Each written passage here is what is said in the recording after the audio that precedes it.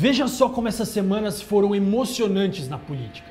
Provavelmente, se você clicou neste vídeo, já viu tanta coisa acontecer que também não duvida se algum destes cenários ocorrerem nas próximas eleições. Lula, Marina Silva ou Sérgio Moro, quem deve protagonizar as eleições de 2018? Hoje eu quero contar um pouco do momento de transição que o Brasil está vivendo. O mundo está mudando, e ele só está mudando porque você está mudando a forma de se conectar com as pessoas. Você está de saco cheio de ser representado pelos mesmos políticos. Eu entendo, e eu vou te contar o porquê.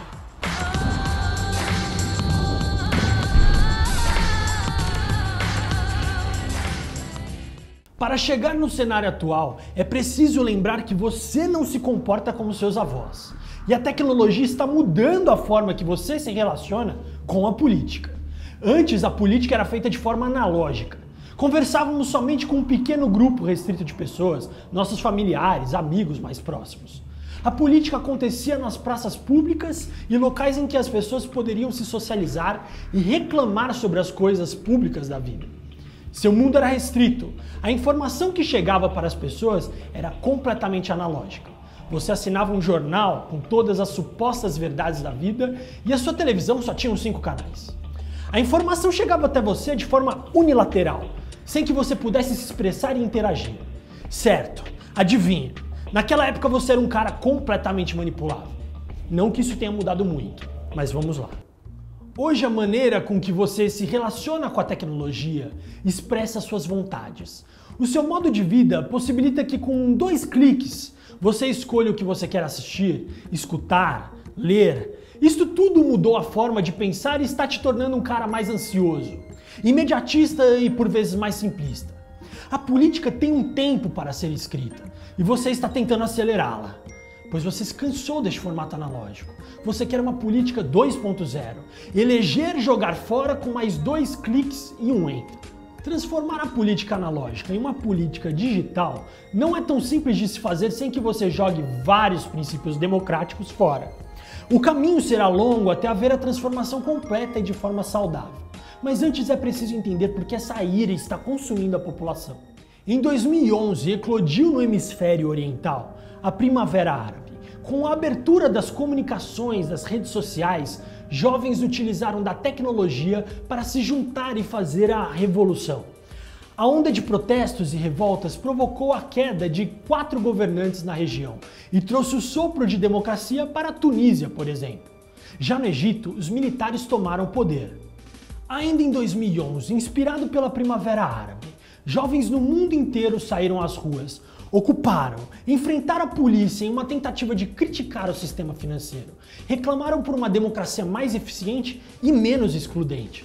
Cada um com a sua peculiaridade. O movimento Occupy Wall Street nos Estados Unidos, o 15M na Espanha e diversos outros países tiveram seus polos de resistência temporários, comunicando que não estavam satisfeitos com o sistema econômico e nem de representatividade política. Já em 2013, durante as jornadas de junho, o Brasil experimentou a potência das redes sociais como instrumento de organização popular. O coletivo MPL estava nas ruas de São Paulo com um objetivo claro: a luta pelo transporte público e o não aumento da tarifa. O governo do estado de São Paulo massacrou as manifestações e instaurou um período de exceção à democracia. Logo, as fotos correram às redes sociais e os protestos ganharam força e mídia. Certo ponto, a organização espontânea surpreendeu com um novo movimento, em que as pessoas vestiam verde e amarelo. Uma multidão indignada saiu às ruas para descobrir o motivo de sua indignação. Sem pautas claras, eles descobriram sim que possuíam pontos em comum e precisavam se organizar. A corrupção, mesmo que de forma abstrata, foi um catalisador deste pensamento. O MPL, coletivo autônomo organizado pela esquerda, já não era mais o foco. O momento foi aproveitado por forças conservadoras e abstratas. Pela primeira vez, a direita adquiriu militância nas ruas e ficou enorme. Em 2014, quase todos os políticos tentaram se utilizar do movimento que explodiu nas ruas em 2013. Os políticos tentaram representar nas eleições uma legião que de forma independente se demonstrou não querer ser representada. A esquizofrenia tomou conta do país. Como lidar com uma sensação de libertação de ir para as ruas, querer viver desamarrado dos políticos corruptos e ter que votar em um potencial novo corrupto nessas eleições? Do outro lado, já a esquerda se sentiu intimidada com a cooptação das jornadas de junho e assustada com o crescimento da violência policial, somente para o seu lado. A tentativa de digitalizar o processo político foi freada pelo sistema analógico político. As coisas não são tão simples quanto a sua postagem no Facebook. O lema nas eleições de 2014 foi: ninguém pode ficar em cima do muro, ou você é um coxinha ou você é um petralha. Verde e amarelo versus vermelho. A polaridade nessa relação ficou tão dividida que não importava quem ganhasse, não haveria legitimidade total para se governar. Para se governar em um Estado democrático de direito, é preciso que haja ao menos dois fatores políticos: a legalidade e a legitimidade do seu poder. A legalidade significa que tenha tido um procedimento, eleições, por exemplo, que você tenha sido eleito de forma justa. E a legitimidade significa que a maioria das pessoas com poder de exercer uma opinião política tenham votado em você e possam sustentar a legitimidade do seu mandato. Pois é, aqui está o calcanhar de Aquiles da nossa crise política: a legitimidade.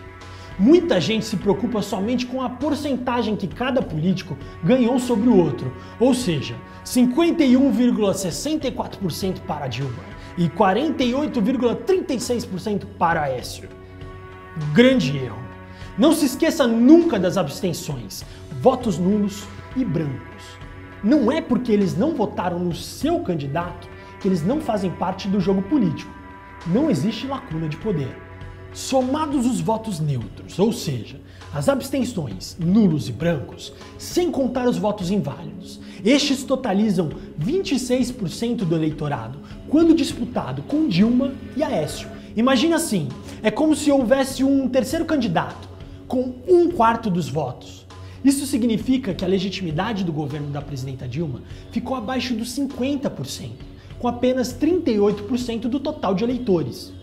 E Aécio atingiu 35,73% desse total. Isto significa claramente crise. Não chegamos perto de atingir uma possibilidade de se ter legitimidade. E como você pode ver, não é Aécio essa salvação. Adicione a este cenário sem legitimidade um Congresso conservador que faz oposição ao atual presidente, tornando ingovernável o seu mandato, com uma pitada de revolta verde e amarela e pronto. Chegamos ao ponto de uma eleição que nunca acabou. Estamos ainda buscando legitimidade política para se governar. Daí vem o papo: impeachment, parlamentarismo, golpe e etc. Finalmente chegamos em 2016. O país está em convulsão. Passaremos por um processo de impeachment. Dilma pode cair ou não. O cenário não é muito positivo para ela. E para que ela não caia, será preciso muita militância política. Agora ela precisará de apoio de movimentos sociais e da esquerda que ela tanto bateu e jogou contra. O cenário é incerto. Dependerá de habilidades políticas e da articulação do partido. Mas, diante dessa crise de representatividade e legitimidade, podemos prever alguns cenários que podem ser analisados com ou sem a deposição da presidenta. O Fla-Flu PT-PSDB tende a atingir o seu cume em breve, para depois perder o seu efeito. A busca desenfreada pela punição de políticos, principalmente daqueles que ocupam cargo no executivo, como a Dilma, serão satisfeitos, mas ainda existirá um vazio de que nada irá mudar. A Operação Lava Jato, que simboliza a ambição máxima pela caça aos corruptos, derrubará diversos políticos, tendo como protagonista o Judiciário, um órgão jurídico a serviço da política. O cenário jurídico-político antecipará as eleições de 2018 para 2016, no qual os atores políticos serão alvos de ações judiciais que possam impedi-los de concorrer lá em 2018. Ou seja, a oposição tentará minar as chances de Lula concorrer às eleições já em 2016, transformando em ficha suja. Já a situação fará de tudo para conseguir uma condenação de Aécio Neves e tirá-lo das próximas eleições. A briga será travada primeiramente nos tribunais. Aécio não deve ter muita chance neste jogo, já que sua militância é instável e o seu único compromisso é tirar o PT do poder e lavar o país da corrupção. Ao menor passo de que Aécio esteja envolvido com corrupção, ele será massacrado pelos petralhas e coxinhas. Se isso acontecer, não demora muito, ele será uma carta fora do baralho. Acredite, quem passar na linha de tiro desse povo será fuzilado em praça pública como traidor. Do outro lado, se Lula sobreviver à guerra judicial, permanecer ficha limpa e ainda tiver saúde para lutar, ele será a figura representativa que possivelmente concentrará as forças da esquerda. A sua força poderá aumentar se por acaso Dilma for derrubada do poder. Será quase como uma força de uma vingança, uma mensagem do tipo: respeitem o meu voto. Se isto ocorrer, se preparem, a guerra será sangrenta. O comando caça aos corruptos não irá deixar barato. Agora vamos falar do discurso da terceira via, que poderá agradar ambos os lados. Marina Silva tem se demonstrado uma excelente jogadora nos últimos anos. O discurso de Marina pode ser aceito pela direita e pela esquerda.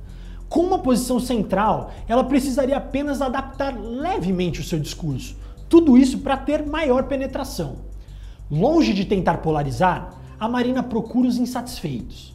Se ela abarcar no seu pensamento um viés levemente mais progressista e abafar a sua imagem evangélica, a esquerda aceitará a sua imagem como bem-vinda, em tempos de crise.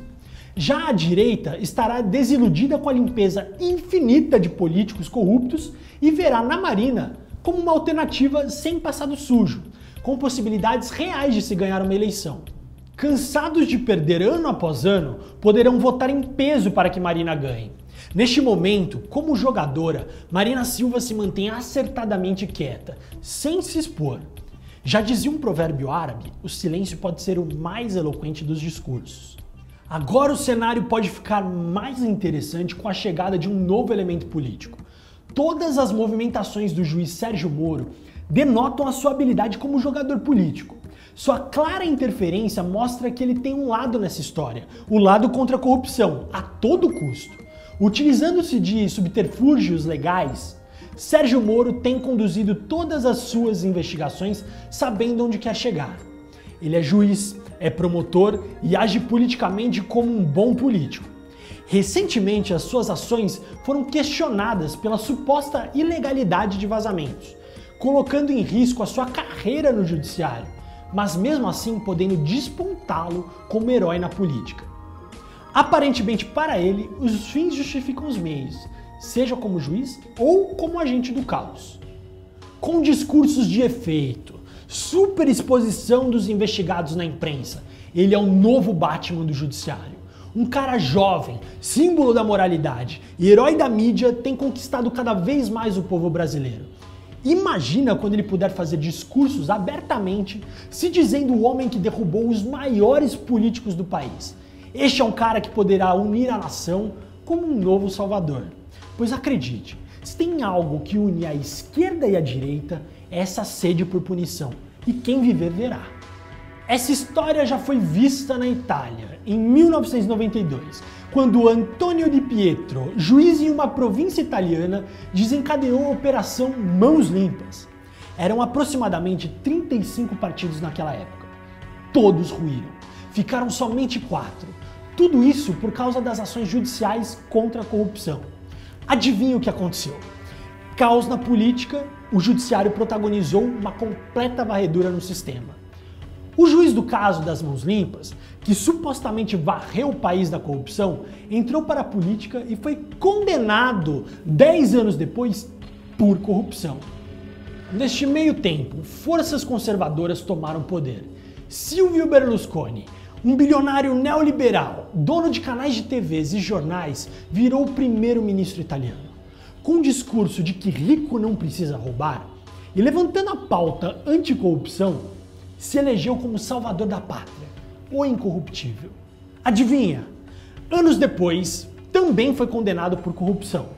É claro que neste cenário de eleições em 2018 no Brasil, existe espaço para muitos outros jogadores importantes, como Jair Bolsonaro, Geraldo Alckmin, José Serra, Ciro Gomes, mas isso é assunto para outros jogos de poder.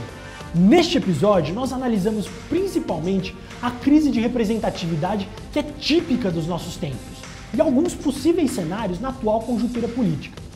Não importa se você é coxinha, petralha ou indiferente às opções postas na mesa, o Brasil está mudando. Tudo isso porque você está mudando a maneira de como se relaciona com o mundo da política. E saiba, as melhores mudanças são precedidas pelo caos. E lembre-se, eu sou o André Zanardi e me chamam de filho bastardo do príncipe. Nos vemos nos próximos Jogos de Poder.